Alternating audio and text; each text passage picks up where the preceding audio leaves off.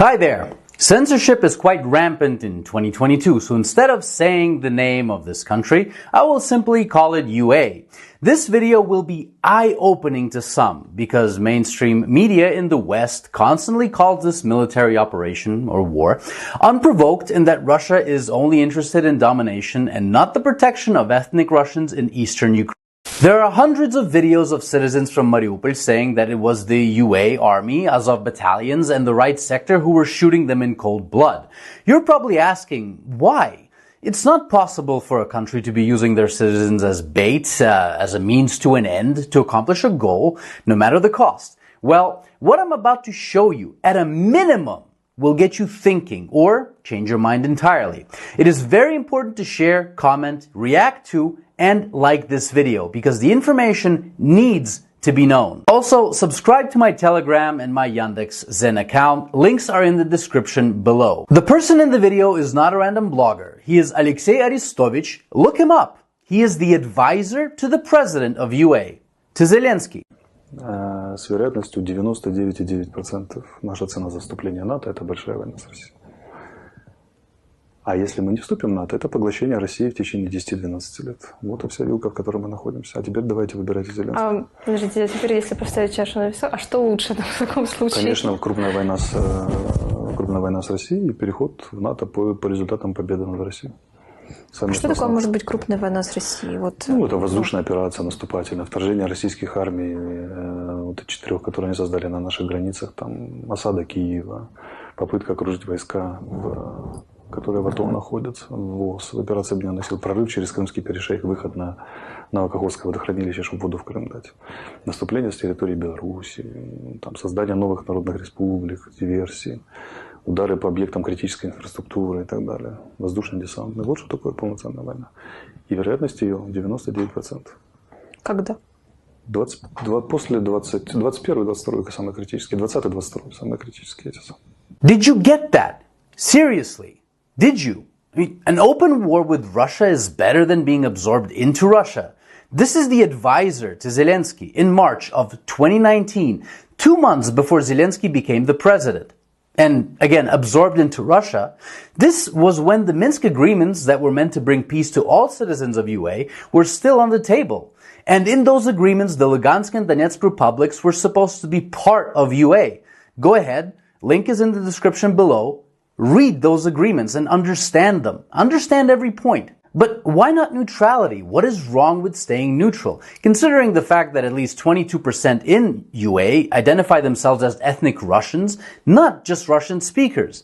Zelensky knew back in 2019 that absorption into NATO would cause this conflict, and in December 2021, Putin said NATO deploying its troops and weapons to UA represented a red line for Russia and would trigger a strong response. But let's go back to 2008, April 4th. NATO conference in Romania, Bucharest. At the Bucharest summit, NATO allies welcomed UA's and Georgia's Euro-Atlantic aspirations for membership and agreed that those countries will become members of NATO. And in the same year, Georgia, the country, ignites a conflict with Russia. Russia marches towards Tbilisi but does not take over Georgia. So unprovoked? Really? I mean, over 14 years of color revolutions, troop training, and funding of the UA war machine, this is unprovoked? I don't think so, but you decide. Now listen to the same person in 2022 after the operation began. Чому не можна було оголосити Україні, що Росія точно нападає, коли ми вже знали, що нападає? Тому що почалась би масовий вихід біженців, масований. І вони б забили всі дороги. Це було 8, 10, 12 мільйонів людей. І армія би не пройшла в райони оборони. Понімаєш, да? Це повний параліч доріг. В цьому випадку це дуже бажана ситуація для російського воєнного керівництва. І в цій ситуації ми, напевно, програвали війну і лівобережжя все. Тому що з лівого берега пішли б на правий, 50 мостів всього в Україні. Було б забите все. В жодним чином ми не впоралися з цією ситуацією.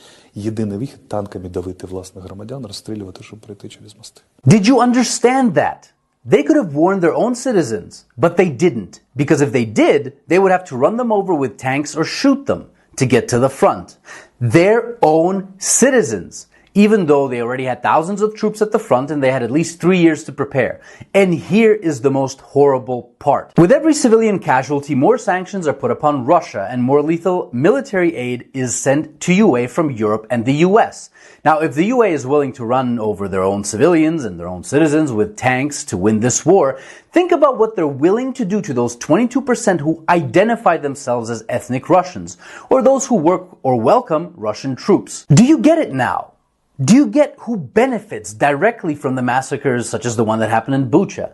Do you understand that every civilian death only brings more aid to UA from the West? Do you now understand why thousands of civilians from Mariupol are saying that the army of UA, Azov, and the right sector have been using them as human shields? Because they were left there by their own government to be human shields, and that is disgusting. Now you will say that I'm a bot of the Kremlin spewing propaganda, and who you believe is entirely up to you. But I'm gonna leave you with one final video from Aristovich. Непрерывная война. Это военный лагерь. Осажденная крепость. Это должен быть военный лагерь. Да, то есть все должны ходить, как в Израиле, с оружием. Основные 20% национального бюджета на войну.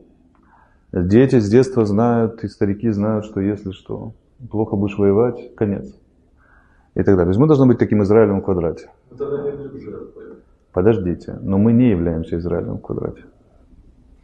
А это означает что? Что мы врем себе. Национальная идея Украины, одна из центральных национальных идей Украины, это как можно больше врать себе и другим. Потому что если сказать правду, рухнет все. И надо придумать что-то другое. And to those people of UA in my comment section, this is your leadership. These are their words. And I hope peace comes as soon as possible. And every civilian death is a tragedy.